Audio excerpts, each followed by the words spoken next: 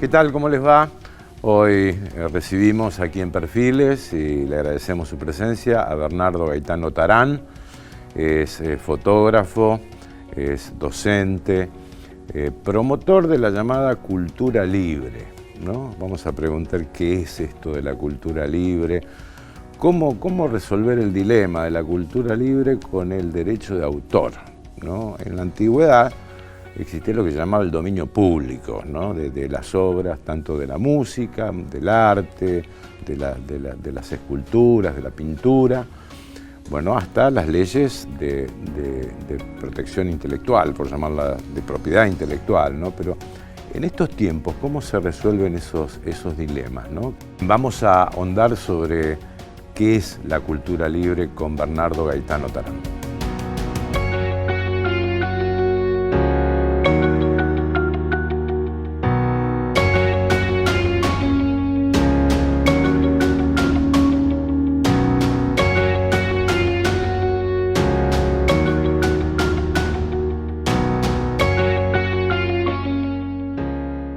¿Qué tal, Bernardo? ¿Cómo te va? ¿Bien? Bien, muchas gracias por la invitación. No.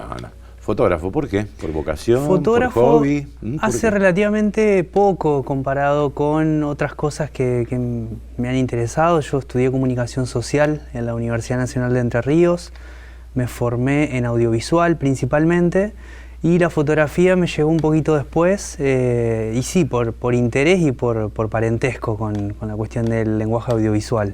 Ajá. ¿Y por qué el lenguaje audiovisual? ¿Qué te llamó la atención? ¿Los tiempos modernos? ¿Qué es lo que de chico siempre me gustó mucho el cine. Me crié viendo películas de VHS, yo no tenía cable y tenía los videos cassette y tenía una videoteca bastante grande de esas que venían con el diario y bueno, no sé, me llamó mucho la atención siempre ver dibujos animados de otras épocas, películas. Vi Ladrón de Bicicletas teniendo 6 años. No entendí nada, pero al mismo tiempo es como... nada, fue como que criarme viendo mucho audiovisual. Entonces supongo que de ahí viene algo de eso. En aquellos tiempos existían los videoclubes. Iba mucho a los videoclubes, sí. Donde se alquilaban las películas. Sí, sí. En aquel momento, ¿no? ¿Y docente en dónde? Soy docente en la Universidad Nacional de Entre Ríos, también en la Facultad de Ciencias de la Educación. Ahí está la carrera de Comunicación Social. También doy clases acá en el Instituto de Estudios Superiores, en el IES, y en la UNL, en la Tecnicatura Universitaria en Software Libre. ¿Qué es el software libre? A ver, ya que tocaste ¿qué es el software libre? Ya que tocaste el tema. Es una forma de poder pensar de otra forma. El software no deja de ser una producción cultural, de alguna manera, más allá de que siempre esté relacionado con las computadoras, con los sistemas y demás, no deja de ser una producción cultural y es una forma de poder abordar o pensar de alguna manera la creación colectiva de esa producción cultural, compartiéndonos con otras personas lo que vamos desarrollando. ¿Por qué compartirlo? Porque de esa manera de alguna forma se puede mejorar colectivamente, se pueden encontrar fallas mucho más fáciles y se pueden encontrar soluciones mucho más fáciles. Entonces está un poco vinculado con eso, con la cultura del compartir, con la cultura de poner más ojos en la creación de algo y de mejorarlo para que sea colectivo de alguna manera. ¿Es sinónimo de cultura libre esto? Es justamente el paso previo a la cultura libre, porque lo que inicia de alguna manera con el movimiento de software libre, para poder, esto que te comentaba, para poder compartir el software, después se traslada a otras producciones culturales como puede ser la música, la fotografía, los libros, los escritos. Entonces es como una continuidad de alguna manera la cultura libre de lo que inicia con el software libre. Ajá. ¿Y cómo se compatibiliza o cómo se resuelve el dilema de la cultura libre con el derecho de autor, por ejemplo, ¿no? Bueno, la cultura libre justamente es una... Hay quienes lo denominan como un hackeo dentro de lo que es las normas de la propiedad intelectual, porque lo primero que hace es afirmar que una obra tiene propiedad intelectual, pero para que no sean todos los derechos reservados, que suele ser la frase que todo el mundo recuerda siempre, son algunos derechos reservados. ¿Cuáles son esos algunos? La obra es mía, estoy diciendo que la hice yo, la foto, por ejemplo, la tomé yo, y los derechos que me reservo son eso, y los otros cedo los derechos de alguna manera para que puedan ser compartidos, puedan ser parte de otras producciones, el famoso remix que se dice. Entonces me reservo una parte de ese derecho de autor y lo otro habilito formalmente dentro de una legislación a que se puedan utilizar esas obras para cualquier finalidad. Dame algún ejemplo, por favor. Y, por ejemplo, la Wikipedia es el ejemplo quizás más conocido. La enciclopedia libre. Que es la enciclopedia libre y que está todo el contenido que está ahí adentro, está bajo propiedad intelectual, que no es restrictiva, sino que es de cultura libre. Entonces, por ejemplo, si yo subo una foto a la Wikipedia, va a decir de que es de mi autoría, quienes la tomen de ahí después para poder utilizarla en alguna otra producción deben decir que es de mi autoría, pero luego no me tienen que pedir mayores permisos para poder utilizarla porque la licencia de alguna manera que está rigiendo todo el contenido de la Wikipedia permite que eso pueda ser de esa manera. ¿Vos podés modificar una fotografía, una melodía musical en base a quienes ya tienen los derechos adquiridos por crear esa música o esa foto? Que esté en Wikipedia, sí. Está habilitado para poder hacerlo. Incluso hay un estilo de licencia que permite que de alguna manera la obra derivada que yo cree también tenga que tener la misma licencia. Es como una especie de círculo virtuoso para que eso continúe siendo de esa manera. ¿Y qué diferencia hay entre el autor de la obra y el titular de la obra, ¿no? Porque muchas veces puede ser el autor, yo realizo esto, ¿no? O este diseño. Sí. Y sin embargo cedo para que una empresa comercialice eso, por ejemplo. Sí, acá en este caso se habla de atribución. Entonces puede ser una atribución, una autoría colectiva, puede ser una autoría individual. Ya en cuestiones más finas de derecho no me animo, no me arriesgo porque no es mi expertise, pero sí lo que hay es una atribución, no necesariamente es autoría en el término clásico, sino que es una atribución de que la obra es de tal persona o tal grupo. ¿Ha mejorado la cultura con la cultura libre, en tu criterio? ¿En qué se ha modificado la cultura en general? Yo creo que, por lo menos es lo que milito, yo creo que sí, sobre todo porque permite en un caos creativo, porque no deja de ser eso también, es una locura que funciona, así definen a la Wikipedia también, son muchas personas contribuyendo para que de alguna manera se mejore un artículo, una información, que sea accesible, que sea posible, que circule y que se amplíe y se vaya incluso actualizando casi que minuto a minuto también en base a qué es lo que se esté contribuyendo en la Wikipedia. Yo cuando era chico, hace un rato te hablaba de los VHS y demás, otra de mis pasiones era sentarme frente a la compu a mirar el Encarta, que era la enciclopedia que en ese momento venía en 2 CDs. Y bueno, y era una enciclopedia muy hermosa, pero también era como muy estática, yo no la podía intervenir. Y muchos años después me encuentro con la Wikipedia y con la posibilidad de poder agregar cosas, leer sobre las cosas que a mí me interesan y ver si hay algún hueco, algún espacio vacío con alguna información que yo sepa que existe, de poder agregarla y poder agregarla tomando la fuente de donde eso de alguna manera se valida, de que no es que solamente puedo agregar lo que yo quiero, sino que tiene unas reglas también como para poder hacerlo. Pero bueno, creo que esas reglas de alguna manera colectivamente y grupalmente funcionan de alguna manera y generan que se democratice la cultura. Ajá.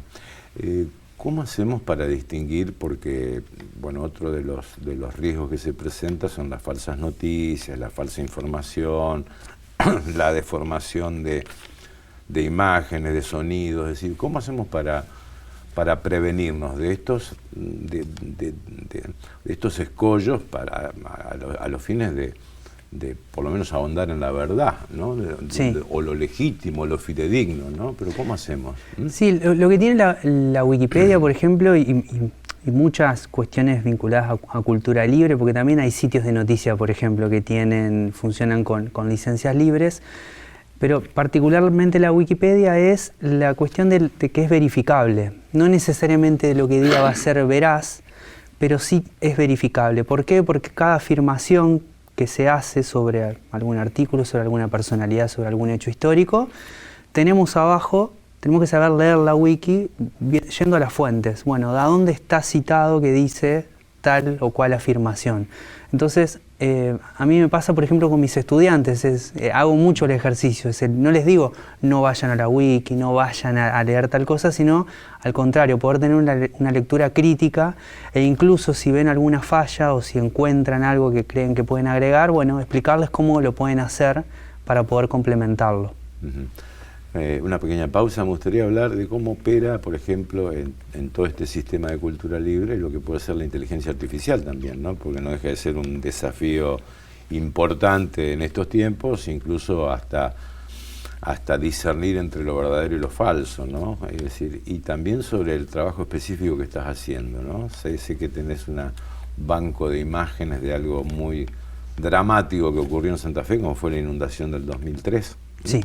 Así es. ¿Te parece? Enseguida. Seguimos con Bernardo.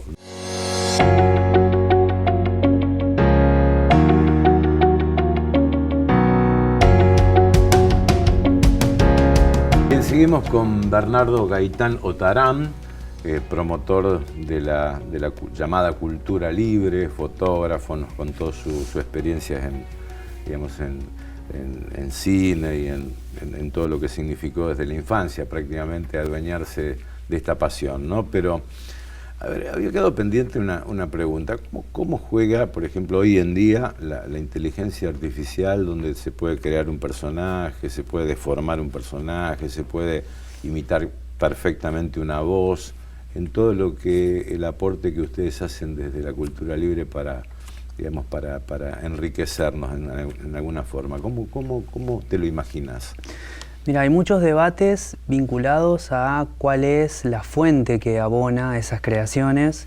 Hoy mismo estaba leyendo incluso algunos debates que tienen algunos creadores, algunos artistas, pidiendo que no se utilice que no se alimente a la inteligencia artificial, que no son soluciones éticas. Yo creo que también es un debate que va a llevar su tiempo poder zanjarlo, y dentro de lo que es la cultura libre está habilitado que en todo caso las inteligencias artificiales utilicen ese gran banco de imágenes, por ejemplo, que tiene la Wikipedia, porque justamente la licencia lo permite. Al mismo tiempo también hubo hace algunos meses, cuando se empezó a hacer mucho más viral ChatGPT, se empezó a hablar un poco sobre, bueno, qué pasaba si alguien editaba la Wikipedia utilizando ChatGPT.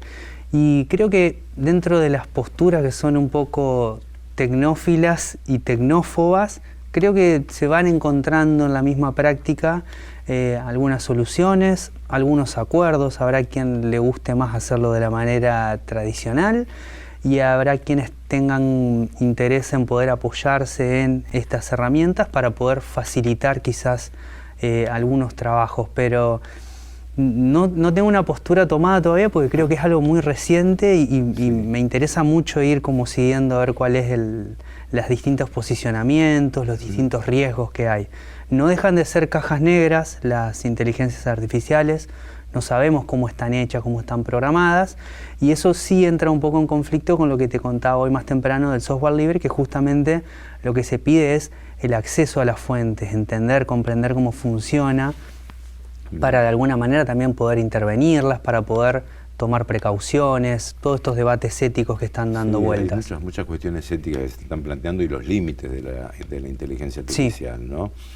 Incluso hasta en decisiones políticas y electorales, bueno, el gran desafío es discernir entre lo verdadero y lo falso, fundamentalmente, ¿no? Sí, yo creo que como cualquier tecnología, que obviamente se van complejizando, hay que poder abordarla siempre de una manera crítica, intentando comprender todos los riesgos, o anticiparse a la mayor cantidad de riesgos posibles, pero bueno, al mismo tiempo es parte de la cotidiana, tampoco podemos negar los avances tecnológicos, sí podemos tener ciertas precauciones y Creo que ahí también están rondando algunos debates. Sí.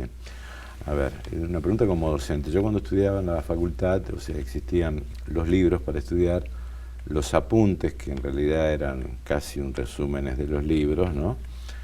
Y en tiempos más modernos, digamos, muchos profesores sacan fotocopias de los libros y se lo dan a los alumnos. ¿Esto éticamente está bien? ¿Está mal? ¿Cómo lo ves vos? Legalmente no está bien.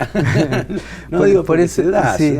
O sea, un poco el costo económico de comprar un libro ha sido inaccesible para muchos estudiantes. Sí, pero y reciben fotocopia de los libros. Sí, ¿no? está en la cultura, creo, estudiantil de hace muchos años, el acceso a las fotocopias, y por eso también creo que hay un montón de universidades que, a medida que van produciendo sus propios materiales, van tomando de alguna manera nota de eso. Y por eso hay muchos apuntes que están, apuntes hechos por las propias instituciones que ya tienen las licencias que habilitan, por ejemplo, la fotocopia. Entonces, creo que es parte de una práctica que puede ir modificando el abordaje que se hace de la propiedad intelectual de las cosas. Claro, porque tomar apuntes de una clase también significa muchas veces la opinión propia del profesor o del docente, ¿no? Entonces, ¿a quién le pertenece, no? Si claro, yo creo que así se enriquece justamente el conocimiento, y por eso también cuando uno se pone a charlar con distintas personas, según lo que le interese, según lo que conozca, creo que uno puede ir arribando a entender cuál es la práctica cuando se estudia, cuando se conocen las cosas, cuando uno quiere profundizar. Entonces me parece que esa es la forma de poder abrir los libros, abrir las fuentes, poder compartir los conocimientos, los pensamientos. De alguna manera se enriquece una sociedad en todos sus aspectos. Hablabas de la democracia recién en relación a las noticias falsas. Yo creo que también es parte de poder tomar el toro por las astas, no sé cómo se suele decir, poder pensar de alguna forma cómo enriquecer y cómo ampliar la democracia, en definitiva. Sí, no deja de ser, digamos, el apunte, una parte de una cultura libre, donde los estudiantes realizaban, en base a las clases, en base a los libros, su propia creación, ¿no? Y con eso iban a rendir. Claro. Bueno, contanos en qué estás trabajando de cultura libre. Yo estoy trabajando, te traje unas postales para compartirte, vinculadas con distintas fotografías, registros, documentales, de alguna manera, del año 2003 en la ciudad de Santa Fe.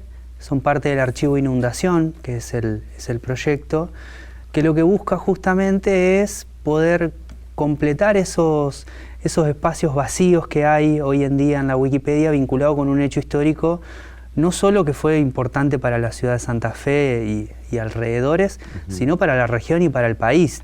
Tuvo una tragedia que de alguna manera fue difundida y fue acompañada por el resto del país. Entonces, de alguna manera nos parecía que era importante, que tenía que estar presente en la Enciclopedia Libre. Pasados 20 años era interesante que puedan sumarse, sobre todo el relato visual. Había mucho texto, hay mucho texto en el artículo, que seguramente pueda ser mejorado, puede ser tomado por estudiantes de periodismo, por periodistas, por quienes historiadores, gente que trabaje desde diferentes aspectos y seguramente lo pueda mejorar a ese artículo. Bueno, nosotros decidimos de alguna manera, digo nosotros porque como impulsor y en colaboración con la gente que nos ha ido sumando sus imágenes, sus videos, sus registros de audio, vamos enriqueciendo en la narrativa de alguna manera multimedia lo que sucedió hace 20 años en la ciudad de Santa Fe. Sí, pues estaba mirando las fotos y realmente son muy elocuentes, ¿no? Esta foto es en plena inundación de la ciudad de Santa Fe, a ver si Rodri la puede tomar. Eso es en barrio Santa Rosa de Lima, claro. Y está tomada por Juana Núñez. Juana Núñez. Bueno, esta foto es muy elocuente, ¿no? Barquitos de papel. Eso es en una marcha que se hizo, donde está el monumento, frente a la pirámide de Plaza de Mayo, que están las cruces de la Marcha de las Antorchas. Ajá. Y bueno, yo miraba esta foto Porque yo la inundación la viví periodísticamente, ¿no? Con la cobertura que hizo la radio en aquel momento, donde navegábamos sobre, bueno, aparte del trabajo periodístico era parte de rescatistas, de formar listas para encontrar a los desaparecidos, o desencontrados, mejor dicho, ¿no? En aquel momento, familiares que buscaban a sus propios parientes, padres, hijos, ¿no? Bueno, y esta foto es muy elocuente porque, si mal no recuerdo, es lo que dejó la inundación. Sí. Es decir, que fue un momento muy dramático cuando se tiene que volver, cuando uno tiene que volver a su casa inundada, ¿no? Y Santa Fe era un gran basural, prácticamente, ¿no? Digamos, al margen de las humedades en las viviendas, bueno, o sea, los elementos perdidos, ¿no? ¿Y cómo pensás articular este trabajo? Es decir, cronológico, imágenes y textos, ¿cómo pensás? Eso en un inicio estaba la humilde intención de encontrar 50 fotografías por fuera del oficio periodístico, por esto que charlábamos un poco del tema del derecho de autor, para que esas fotos que son muy icónicas y que fueron parte de una cobertura que de alguna manera visibilizó lo que estaba pasando en Santa Fe para el resto del país, tienen que pasar 25 años para poder utilizarse, porque pasan en ese momento a estar en dominio público. Eso según la legislación argentina, si no sufre alguna modificación, recién a los 25 años de publicadas se podrían sumar a la Wikipedia. La comunidad de Wikipedia es como muy celosa de eso también, de no entrar en conflictos. Entonces, si alguien sube una imagen que no están pasados los años, que no es efectivamente una imagen libre, se elimina y se avisa que los motivos por los cuales se elimina esa imagen. Entonces, para evitar eso y porque sabíamos que íbamos a tener muchos impedimentos, se nos ocurrió poder arrancar por otro tipo de registros que sabíamos que existían y esperábamos no sé, contar con 50 imágenes de buena calidad como muy optimistas. Y actualmente han superado las 700 imágenes digitalizadas, donde nos hemos encontrado registros de vecinos y vecinas, porque no necesariamente son personas que se dedicaban a sacar fotos o a grabar videos, sino que son más que nada registros hogareños. Tienen la complejidad de que ser... tantos celulares tampoco. No había celulares que saquen fotos, es una época analógica aún. Claro, no había celulares. Hay algunos registros que nos llegaron de las primeras cámaras digitales, pero que son una rareza. Entonces es ir casa por casa, ir hablando con las personas que se van poniendo en contacto y ver si nos ofrecen sus álbumes de fotos y digitalizar eso, ver si alguien todavía guarda algún negativo para poder digitalizarlo. Entonces así se va construyendo y se va rearmando en base a lo que hay. Entonces, inicialmente se pensó que sea cronológicamente en el momento en el que avanza el agua sobre los barrios, en el momento del regreso, que sabíamos que existían fotos, pero luego fueron apareciendo imágenes de meses después, por ejemplo, en los abordajes que se hacían para las infancias, gente voluntaria que iba a contar cuentos, por ejemplo, en el centro de evacuados de Vialidad. Entonces se va construyendo una línea histórica a medida que aparecen fotos. Ahí están las imágenes de los centros de evacuados, donde realmente era un hacinamiento de gente durmiendo en el piso. Bueno, y bueno, esas fotos también fueron dramáticas, ¿no? Sí. Bueno, en la inundación, ¿cuántos años tenías en la inundación? Yo tenía 14 años en ese momento, vivía en Santo Tomé. Ajá.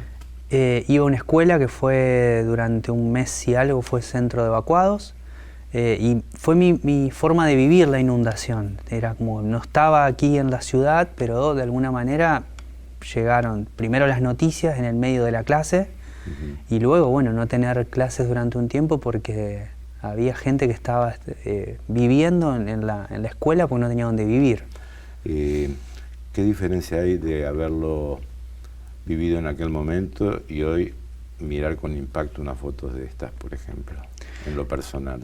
Sí, en lo personal a mí me impacta la posibilidad de registro en el medio de una tragedia, porque, como te digo, son personas que no trabajaban de algo vinculado al periodismo. Y quizás lo hicieron, no sé si para diferir la mirada en algunos casos, en otros casos quizás lo hicieron para poder, pues no me lo han dicho, para tener registro histórico de lo que estaba sucediendo, para que después no digan que eso no había pasado. Sí. Entonces hay como muchas formas de ver o de abordar, y eso es lo que más me impacta cuando veo las fotos. Y al mismo tiempo tienen una cotidianidad. Hay gente sonriendo en algunas imágenes y uno se pregunta, pero ¿cómo puede ser? Estaban sonriendo en el caos, y al mismo tiempo no dejan de ser archivos familiares. De alguna manera era una persona tomándole una foto a su hermano que estaban repartiendo donaciones.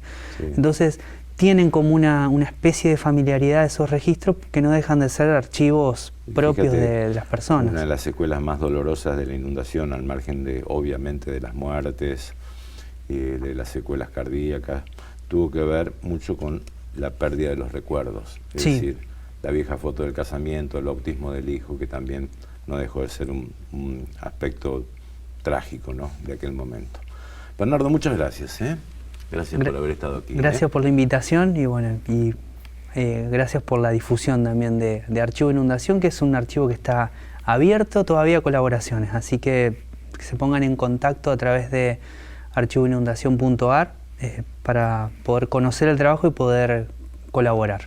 Gracias Bernardo, gracias Maggie, gracias Rodri, gracias Agustín. Nos despedimos hasta el próximo encuentro, gracias.